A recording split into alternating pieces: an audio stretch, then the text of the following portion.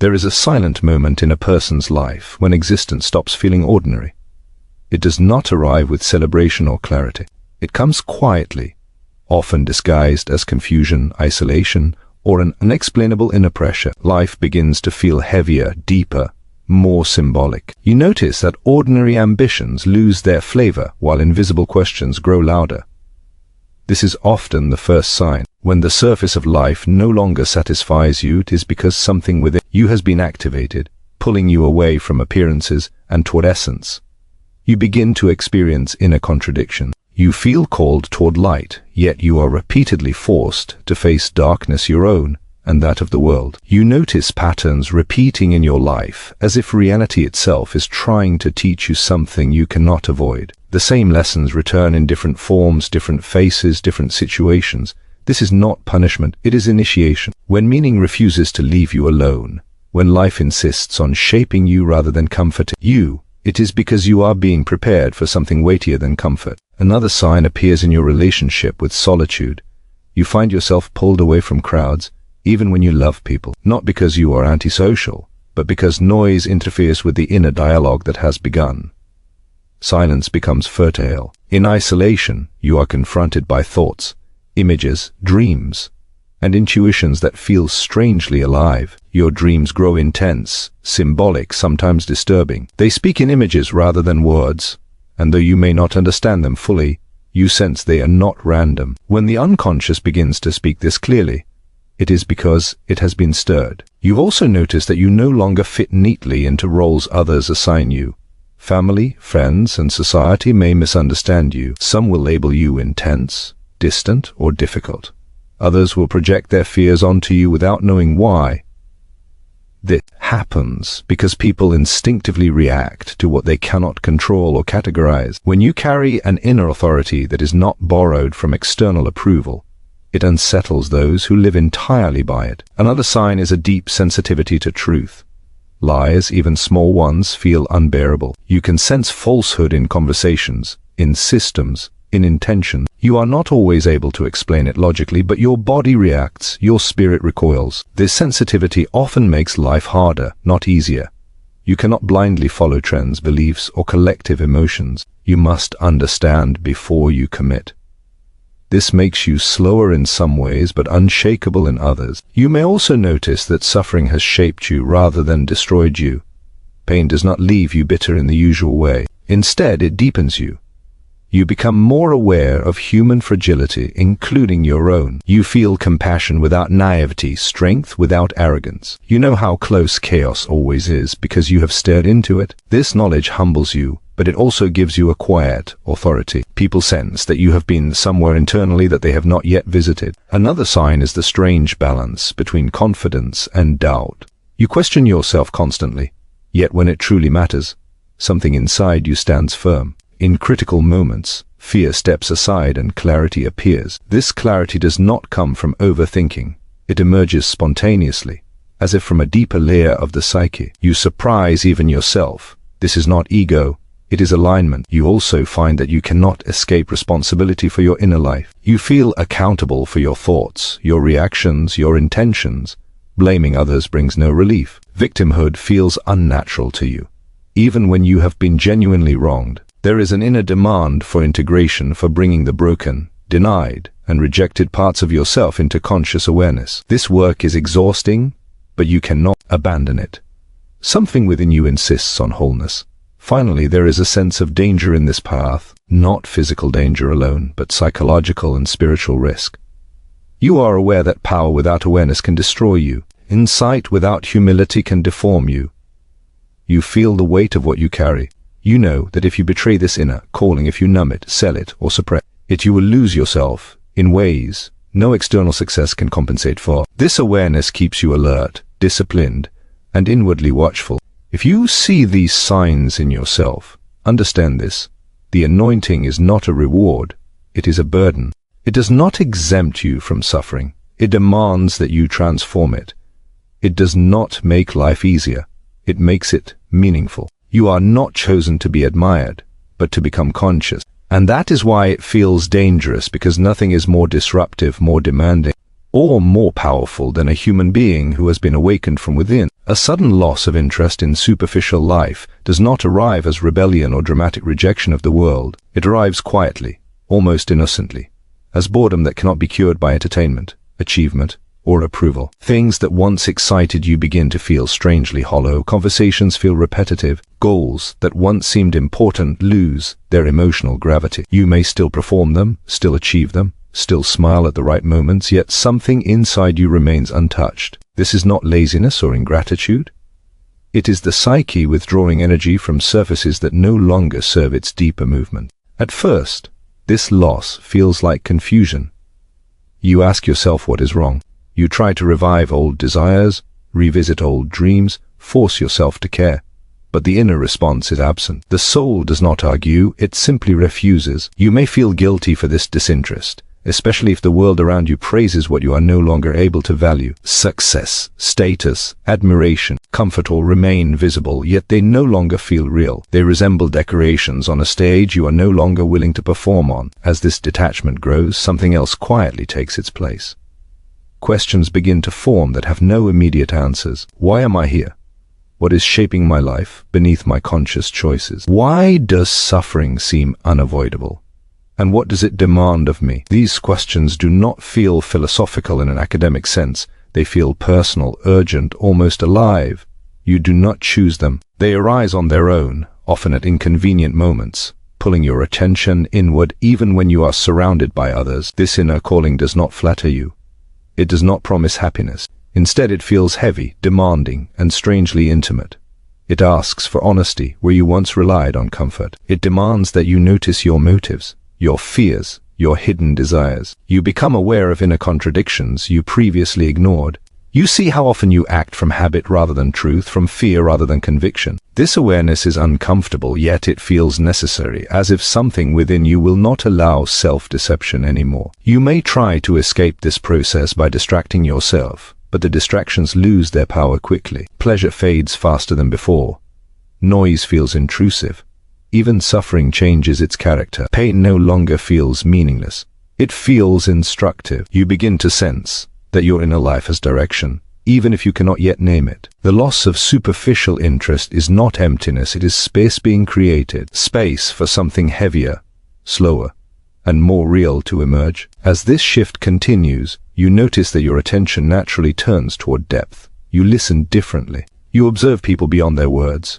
You sense tension beneath smiles, longing beneath confidence, fear beneath anger. You are no longer satisfied with explanations that avoid responsibility or complexity. Simplistic answers irritate you.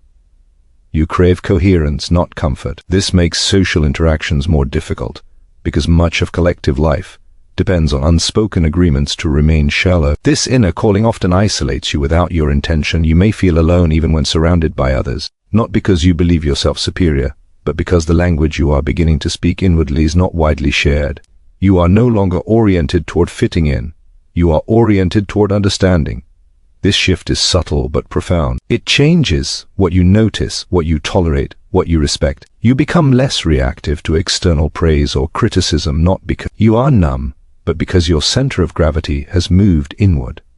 The danger of this stage lies in misunderstanding it. If you interpret this loss of superficial interest as depression or failure, you may attempt to medicate or suppress it prematurely. If you interpret it as superiority, you risk arrogance and disconnection from reality. The truth lies elsewhere. This is a withdrawal of psychic energy from the external world so it can be reinvested inward. Something within you is asking to be encountered consciously rather than lived out unconsciously. You may feel as though life has slowed down, even while time continues to pass. Moments stretch. Silence becomes noticeable. You may feel restless without knowing why. This restlessness is not the desire for more stimulation. It is the tension of an emerging center trying to orient itself. You are being asked to wait, to listen, to observe, to tolerate uncertainty without rushing toward false clarity. This calling toward meaning does not provide immediate answers. It provides direction without a map. You sense where not to go long before you know where to go. Old identities loosen. You no longer define yourself entirely by roles, labels, or achievements. You feel yourself becoming something rather than maintaining something. This process is Uncomfortable because it requires the death of familiar self-images. Parts of you that once provided security must be relinquished, even if nothing has replaced them yet. The loss of superficial interest sharpens your perception of what is essential. You begin to respect authenticity wherever you see it.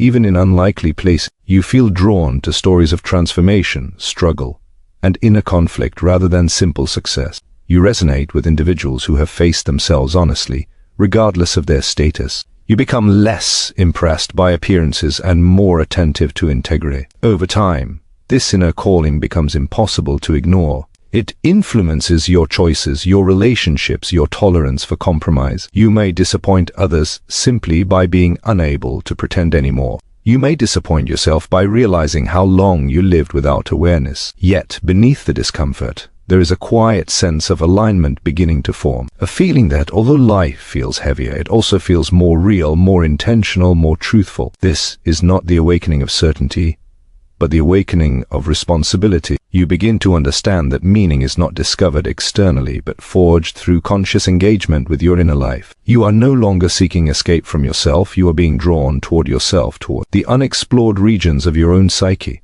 toward the task of integrating what has been neglected, denied, or postponed, toward becoming someone who can withstand truth without collapsing, someone who can carry depth without needing to display it, someone who feels the weight of existence and does not look away, someone who understands that the loss of superficial desire is not an ending but a summons into a life that demands awareness, courage, and patience, a life where meaning is not handed to you but slowly revealed as you learn to listen inwardly rather than chase outwardly, where the calling grows stronger not through noise but through silence, not through certainty but through sustained attention to what is unfolding within you. You move deeper into the unknown territory of your own, becoming repeated life patterns rarely announce themselves clearly. They appear as coincidences at first, then as frustrations, then as questions that refuse to stay quiet. You find yourself facing the same emotional situations again and again, though the people, places, and circumstances change. The surface story shifts, but the inner experience feels strangely familiar. The same disappointments, the same conflicts, the same choices presenting themselves under new disguises. At some point,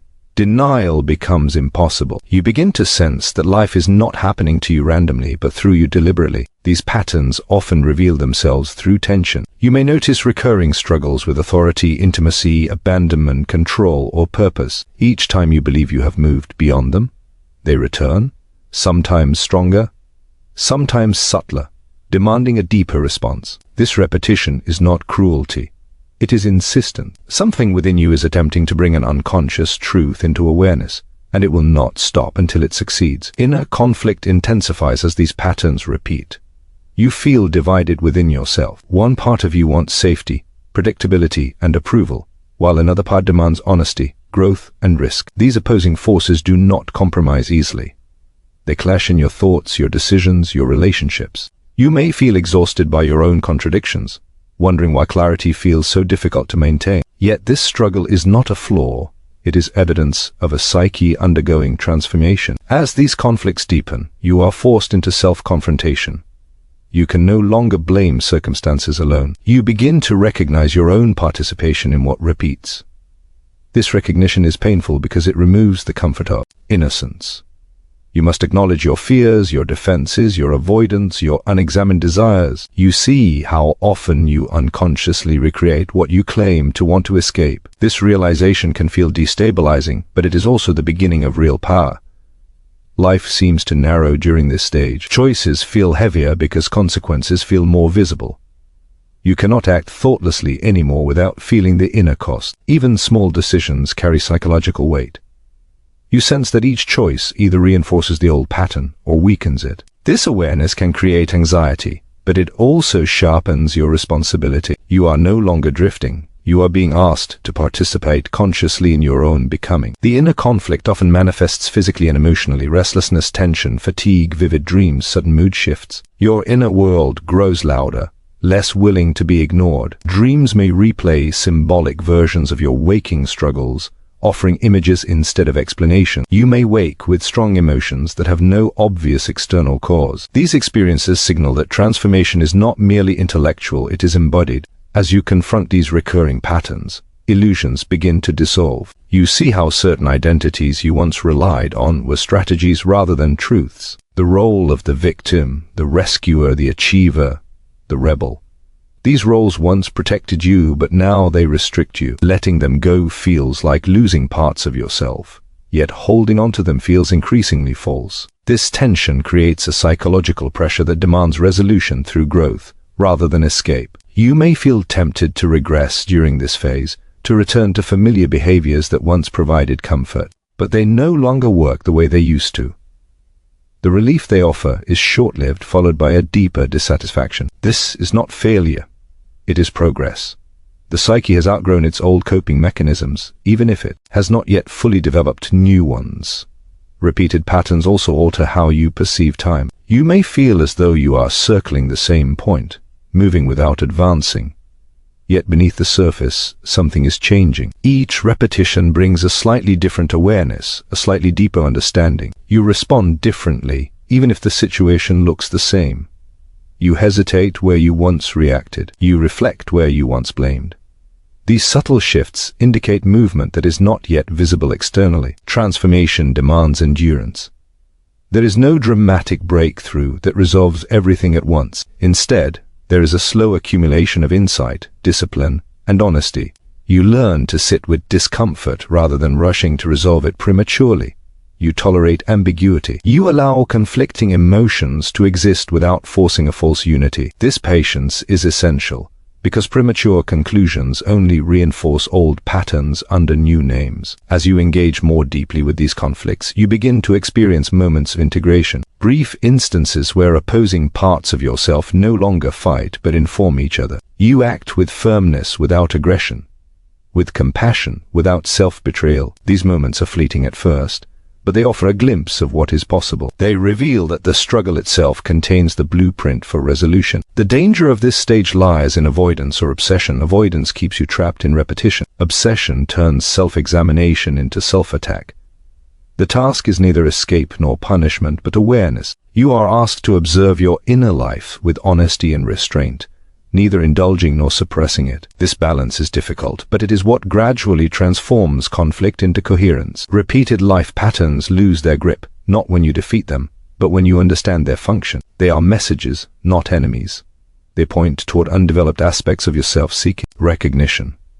When you listen rather than resist, the energy locked within conflict becomes available for growth. What once felt like sabotage begins to feel like guidance, though it never loses its intensity. Through this process, you begin to realize that transformation is not about becoming someone new, but about becoming whole. The parts of you that were split off by fear, conditioning, or trauma demand reintegration. This work requires courage because it dismantles false certainty. It requires humility because it reveals your limitations. It requires faith because the outcome cannot be fully predicted. As inner conflicts soften through conscious engagement, your relationship with life changes. You respond rather than react. You choose rather than repeat.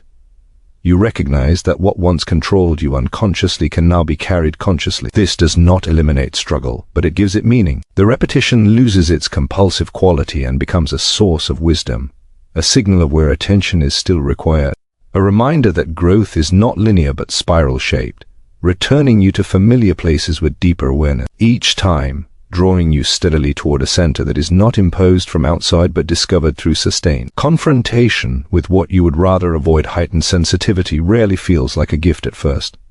It feels like exposure. Sounds, words, moods, and atmospheres affect you more deeply than they seem to affect others. You notice shifts in energy before anything is spoken. You sense tension in rooms, unease behind smiles, sincerity behind simple gestures. This awareness is not something you deliberately cultivated. It emerges on its own, as if a veil has thinned between what is visible and what is hidden. At times, this sensitivity feels overwhelming because it leaves you without the protective numbness that allows others to move easily through the world. Truth begins to feel visceral rather than intellectual. When something is false, your body reacts before your mind can explain it. There is a tightening, a resistance, a quiet alarm. When something is genuine, there is a sense of recognition, a subtle alignment. You may struggle to articulate why you trust one thing and reject another, but the inner response is consistent. This makes social life complex because much of human interaction relies on polite illusions and unspoken compromises with truth. You find it increasingly difficult to participate in what feels inauthentic.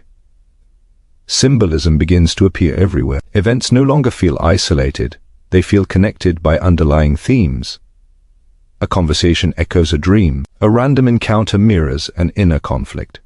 Certain images repeat in your mind without clear explanation. You begin to understand that meaning does not only reside in logic but in patterns, metaphors, and emotional resonance. This way of perceiving the world can feel disorienting because it dissolves the clean boundaries between inner and outer experience. Dreams intensify during this phase. They become vivid, emotionally charged, and strangely purposeful. You wake with lingering impressions rather than clear narratives. Images stay with you throughout the day, influencing your mood and thoughts. These dreams often present situations you avoid in waking life, or qualities you have not yet acknowledged within yourself. They do not offer comfort, they offer confrontation. They speak in a language that bypasses rational defenses, reaching directly into deeper layers of awareness. This heightened sensitivity often isolates you. You may hesitate to share your perceptions, knowing they will be misunderstood or dismissed. Others may interpret your quiet observation as distance or judgment, unaware of the depth of attention you are giving. You become selective with your words, not because you lack thoughts, but because you sense how easily language can distort what is meant. Silence begins to feel more honest than explanation. You also become aware of unseen psychological forces shaping behavior, your own and others. You notice how fear disguises itself as confidence, how insecurity masquerades as control, how unacknowledged pain expresses itself through criticism or withdrawal. This awareness does not make relationships easier. It makes them clearer, which can be uncomfortable. You can no longer take things at face value, yet you also understand how little control people have over their unconscious patterns. With this sensitivity comes a heightened ethical tension. You feel responsible for how your perceptions influence your actions. You cannot pretend not to see what you see. Ignorance is no longer available as a refuge. This can create inner conflict, because awareness often demands restraint rather than reaction. You must choose when to speak, and when to remain silent, when to intervene, and when to allow processes to unfold on their own. Each choice carries weight. At times, this heightened awareness turns inward with equal intensity. You become aware of subtle shifts in your own motives, noticing when fear, pride, or avoidance enters your thoughts. Self-deception becomes harder to maintain. You catch yourself in half-truths before they solidify into beliefs. This level of self-observation can feel relentless, leaving you longing for simplicity, yet unable to return to unconsciousness. The world begins to feel layered. Beneath every event lies an emotional undertone. Beneath every decision a symbolic implication. You may feel as though you are living in two realities at once, the visible world of actions and words, and an invisible world of meanings and forces. Balancing these worlds requires discipline, because losing yourself in symbolism can detach you from practical reality, while ignoring it can lead to inner fragmentation. This sensitivity often brings a deep respect for mystery. I realize how much remains unknown, how little can be controlled. Certainty becomes suspect. You grow cautious of rigid beliefs and absolute claims, sensing how easily they become defenses against uncertainty. Instead of clinging to conclusions, you learn to live with questions, allowing them to shape you slowly rather than demanding immediate resolution.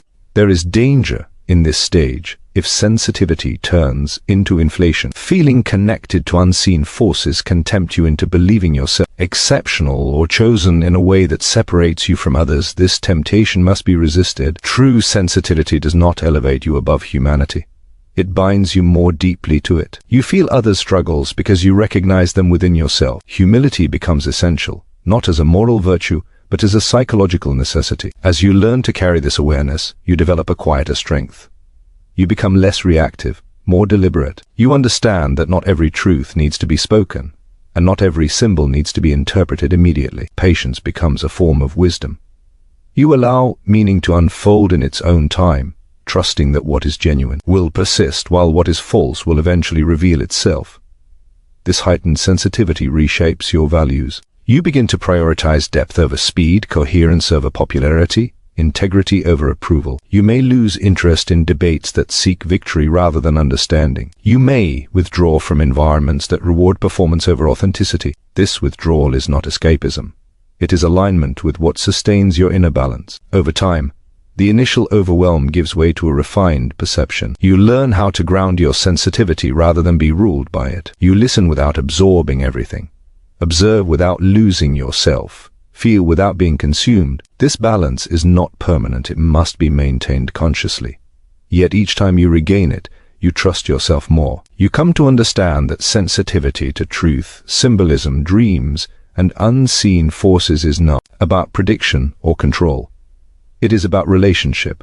A relationship with your inner life, with the collective patterns shaping human behavior, with the mystery that underlies existence itself. This relationship demands attentiveness, humility, and courage because it exposes you to realities that cannot be simplified or ignored, realities that ask you to remain awake even when comfort would be easier, to remain honest even when certainty is unavailable, to remain present to what moves beneath the surface of life as you continue to walk forward, carrying an awareness that has irrevocably changed how you see, feel, and engage with the world around you. A heavy sense of responsibility does not come from external authority or imposed obligation. It arises internally as a quiet but persistent awareness that your actions, thoughts, and choices carry weight beyond immediate consequences. You feel accountable not only for what you do, but for what you allow within yourself. This responsibility is not taught, it is felt. It emerges alongside an inner authority that does not rely on permission, validation, or recognition. You sense that something within you is watching, measuring, and demanding integrity even when no one else is aware. This inner authority often feels isolating. You cannot easily defer to group opinion or collective emotion. When others seek comfort in agreement, you feel compelled to examine. When others react impulsively, you pause. This does not make you superior, but it does separate you. You may feel misunderstood, even judged, for your restraint or refusal to conform. Yet betraying this inner standard feels far worse than social disapproval. The loneliness you experience is not the absence of people, but the absence of shared inner orientation. This responsibility extends inward with equal intensity. You feel obliged to confront your own shadow rather than project it onto others. You recognize how easily unexamined impulses can become destructive when given power. This awareness creates vigilance. You monitor your intentions, questioning whether your actions arise from truth or from fear, pride, or resentment. This self-scrutiny can be exhausting, but it feels necessary, as if negligence would carry consequences you are not willing to bear. The inner authority you carry does not shout. It rarely provides simple answers. Instead, it manifests as a refusal to compromise with what feels false. You may hesitate longer before making decisions, not from indecision but from an awareness of complexity. You know that shortcuts often conceal costs that will surface later. This makes your path slower, but it also makes it deliberate. You move with care because you sense that recklessness would not only harm you, but distort something essential within you. Isolation deepens as this authority strengthens. Others may perceive you as distant, intense, or unapproachable, unaware that your reserve is a form of containment. You understand that your influence, however subtle, affects those around you. Words spoken carelessly can wound. Actions taken unconsciously can mislead. You feel responsible for the atmosphere you create, for the emotional and psychological impact of your presence. This awareness encourages restraint, humility, and self-regulation. At times, this responsibility feels unbearable. You may long for the simplicity of surrendering your judgment to external rules or charismatic leaders, but something within you resists. You know that borrowed certainty is fragile. When it collapses, you would be left without an inner compass. This knowledge keeps you anchored to your own discernment, even when it feels heavy or lonely. This inner authority also shapes how you relate to power. You are cautious with it, whether it appears as influence, knowledge, or leadership. You sense how easily power can corrupt when it is not integrated with self-awareness. Rather than seeking control, you seek alignment. Rather than imposing your will, you aim to act in accordance with what feels inwardly necessary. This approach often goes unnoticed, yet it preserves your integrity. Responsibility sharpens your awareness of limits. You recognize that you cannot save everyone, fix everything, or carry every burden. Learning where your responsibility ends becomes as important as honoring where it begins. Without this discernment, you risk burnout or inflation. You learn to differentiate between what is yours to carry and what must be left to others' journeys. This boundary setting is not indifference. It is respect for the autonomy of others and the sustainability of your own psyche. The danger in this path lies in rigidity. If inner authority hardens into moral superiority, it becomes destructive. You must remain open to self-correction, willing to revise your understanding when deeper truth emerges. Humility is not optional, it is protective. It prevents your sense of responsibility from becoming a weapon against yourself or others. As you live with this inner authority, you develop a quiet resilience. You are less shaken by external chaos because your center of gravity is internal. You do not require constant reassurance. You tolerate uncertainty without collapsing into panic. This stability does not make life easy, but it makes it navigable. You know that even when circumstances change, your commitment to inner coherence remains. This responsibility also influences your relationship with meaning.